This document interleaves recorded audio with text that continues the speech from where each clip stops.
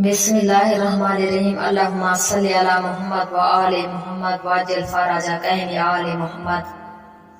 इरशाद शेख मुफीद के मुताबिक जब सैयदा सकीना बिनते हुसैन अपने बाबा को मक्तलगाह में मिलने आई, बच्चे की वापसी के बाद शिमिर भी वापस हुआ।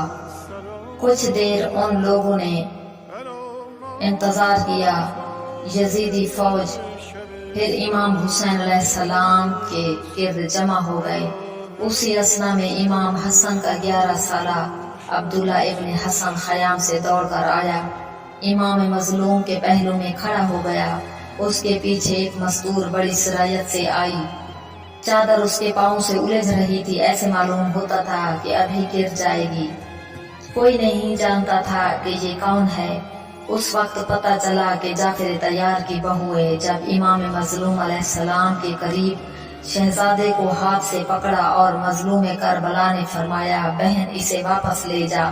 लेकिन बच्चे ने वापस जाने से इनकार कर दिया और कहा, फूफी बाखुदा मैं अपने आका को छोड़कर हरगिज न जाऊंगा। उसी दौरान अबहर इब्न काब ने तलवार बुलंद की। बच्चे ने उसे देख कर कहा, खबीस माँ के बेटे, क्या फर्जंद रसूल सल्लल्लाहु अलैहि वसल्लम को कत्ल करते हो? उस जालिम ने तलवार मारी। बच्चे ने हाथ आगे कर दिया। कलाई से हाथ कट गया। बच्चा बेअख्तियार रोने लगा। इमाम हुसैन की गोद में गिर गया। आपने फरमाया, बेटे सब्र कर। आप अभी बच्चे को तसल्ली दे रहे थे कि हुरमला ने तीर मारा। मजलूम करबला की गोद में बच्चे के सीने से पार हो गया। बच्चा तड़प कर मजलूम ज़हरा अलैहिस्सलाम के सीने से चिमट गया और रूह ने कुफ से उन स्त्री को छोड़ दिया। बहार के मुताबिक शिमिर ने फिर आवाज दी, सालमो क्या देखते हो, जल्दी किस्सा खत्म करो। एक जालिम आगे बढ़ा जिसने आपकी बाएं कलाई से बायां हाथ जुदा किया। इस जालिम का नाम जरा इब्न शरीक था। फिर उस जालिम ने उसी बाएं बाजू पर दूसरा वार किया। उसके बाद एक मर्तबा यजीदी सब हट गए और मजलूम ज़हरा अलैहिस्सलाम की गुर्बत और बेकसी देखने लगे। आप उठते थे फिर गिर जाते थे, उठते थे फिर गिर जाते थे। बाज़ मुअर्रिखीन के मुताबिक इस हालत में आपने 80 रकू व सजूद किए। अबू मुखानिफ के मुताबिक 3 घंटे गरीब ज़हरा उसी हालत में सोए आसमान देखते रहे और फरमाते रहे, ऐ फरियाद कुनंदगान के दाद रस, तेरे सिवा कोई माबूद नहीं, तेरी हर कज़ा पर सब्र करूंगा। उमर साद ने कहा, जालिमो अब जल्दी करो और सर काट लो। सबसे पहले शबस इब्न रबी सर काटने को आगे बढ़ा। जो ही आपके करीब आया, आपने उसकी तरफ ऐसे अंदाज में देखा कि उसके हाथ से तलवार गिर गई और ये भाग गया। फिर सनान इब्न अंस आगे बढ़ा। ये भी जब करीब आया और आपने देखा तो तलवार फेंक कर भाग गया। उमर साद ने कहा, जो सारे हुसैन काटेगा उसे खसूस इनाम दिया जाएगा। शिमिर ने कहा, अगर ये बात है तो फिर मैं खुद ही ये काम करूंगा। उमर ने कहा, आगे बढ़, जल्दी कर, तुझे खसूस इनाम दिलवाऊंगा।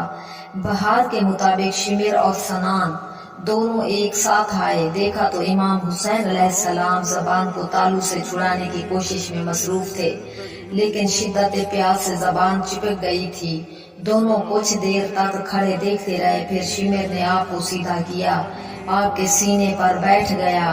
मजलूम करबला ने फरमाया, तू कौन है? बड़ी अजीम जगह पर इंतहाई जसारत से आकर बैठा है। शिमिर ने कहा, मैं शिमिर हूँ। मजलूम करबला ने फरमाया, मुझे पहचानता है कि मैं कौन हूँ? शिमिर ने कहा, हुसैन भला तुझे कौन नहीं पहचानता? तू फातिमा का बेटा है, मोहम्मद का नवासा है, तू अली का लख्त जिगर है। मजलूम करबला ने फरमाया, जब तू मेरा हसब व नसब जानता है फिर मुझे कत्ल क्यों करता है? शिमिर ने कहा, अगर तुझे कत्ल ना करूं तो फिर यजीद से इनाम कैसे मिलेगा? मजलूम ज़हरा अलैहिस्सलाम ने फरमाया, तुझे इनाम ज्यादा अजीज है या मेरे नाना की शिफात?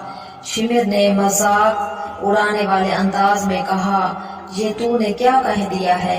मेरी निगाह में इनाम की एक कौड़ी तेरी जात और तेरे नाना की जात से कहीं अफसल है। मजलूम करबला ने फरमाया, अगर ला महला मुझे कत्ल करना ही है तो एक घूंट पानी ही पिला दे। शिमिर ने कहा کیا تمہارا یہ ایمان نہیں کہ تیرا بابا حوض کوثر کا ساقی ہے اور اپنے محبوبوں کو حوض کوثر سے سیراب کرے گا؟ بس تھوڑا صبر کر لے، پھر حوض کوثر سے جا کے پی لینا۔ غریب زہرا علیہ السلام نے فرمایا، ذرا اپنا چہرہ اور سینہ تو دکھا۔ شمر نے چہرہ دکھایا اور پھر سینہ خالی کیا۔ مظلوم کربلا نے فرمایا، میرے نانا نے سچ فرمایا تھا۔ شمر نے پوچھا، آپ کے نانا نے کیا کہا تھا؟ غریب کربلا نے فرمایا، میرا نانا نے میرے بابا کو بتایا تھا، یا علی، تیرے اس بیٹے کا قاتل مبعوث ہوگا، اس کے سینے پر برس کا داغ ہوگا اور اس کا چہرہ کتے اور خنزیر سے ملتا جلتا ہوگا۔ شمر نے غصے میں آ کر کہا، تو نے مجھے کتے اور خنزیر سے تشبیہ دیا، اب میں تجھے پس گردن سے ذبح کروں گا۔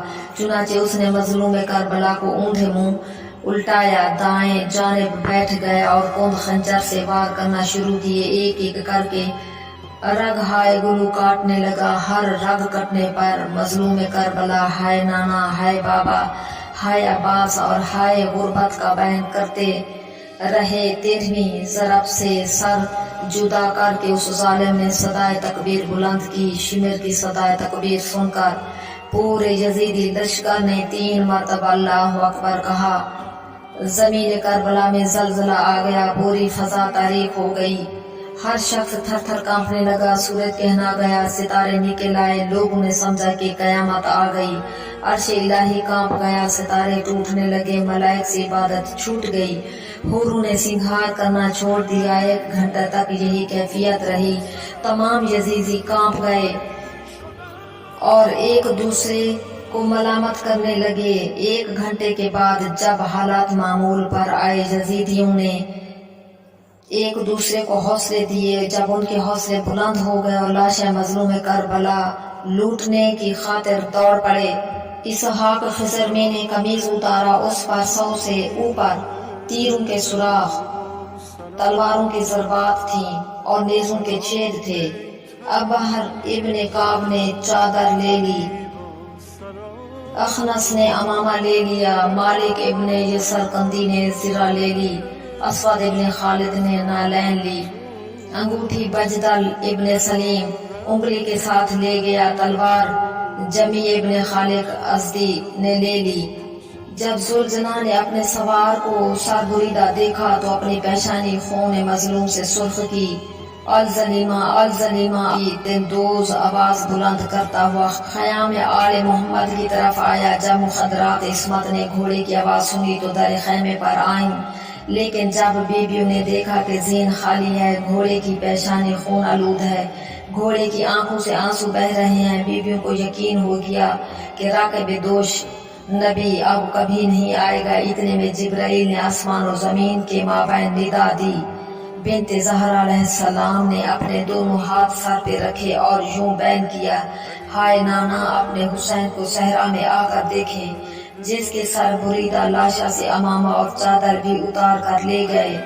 جب تمام بیبیاں بصورت حلقہ ذوالجناح کے گرد کھڑی تھیں تو ان میں سے ایک کمسن سکینہ نے آگے بڑھ کر دونوں بازو گھوڑے کے گلے میں حمیل کر کے پوچھا، اے گھوڑے، مجھے تو صرف اتنا بتا دے کہ میرے بابا کو مسلمانوں نے پانی دیا تھا یا فرزند رسول پیاسا شہید ہوا ہے؟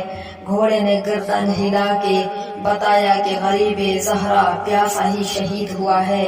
اطلاع دینے کے بعد ذوالجناح واپس میدان میں آیا، تمام شہداء کے لاشوں پر آیا، ایک ایک لاشا کے قریب کھڑا ہو کر اسے دیکھتا رہا، پھر دوسرے لاشا پر آ جاتا تھا۔ سب سے آخر میں غریب بطول علیہ السلام کے لاشا پر آ کر کھڑا ہوا۔ عمر سعد نے اپنے سپاہیوں سے کہا، جاؤ، نبی کونین کی سواری ہے، پکڑ کر لے آؤ۔ جب ذوالجناح نے دیکھا کہ سوار میری طرف بڑھ رہے ہیں، جو ہی قریب آئے، کسی کو سر سے، کسی کو اگلی ٹانگوں سے اور کسی کو پچھلی ٹانگوں سے وصل جہنم کیا۔ 40 سوار اور 10 گھوڑے جب ذوالجناح کے ہاتھوں مر چکے تو عمر سعد نے کہا، یہ تمہیں پکڑائی نہیں دے گا، چھوڑ دو اور دیکھیں یہ کیا کرتا ہے۔ جب ذوالجناح نے دیکھا کہ اب تمام لوگ دور جا کھڑے ہیں تو اس نے اپنا منہ لاشا غریب پر رکھا اور اس غضب سے رویا کہ آنکھوں سے سیل اشک بہنے لگے۔ تمام یزیدی حیرت سے ایک دوسرے کا منہ تکنے لگے۔ اس کے بعد ذوالجناح نے دریائے فرات کا رخ کیا۔ یزیدیوں نے سمجھا کہ پیاسا ہے، پانی کی خاطر جا رہا ہے۔ تمام نے رستہ دے دیا۔ سب نے دیکھا کہ ذوالجناح نے اپنے کو دریا میں ڈالا، پانی پیے بغیر تیرتا چلا گیا اور پھر غائب ہو گیا۔ اللہ لعنت اللہ علی کل ظالمین۔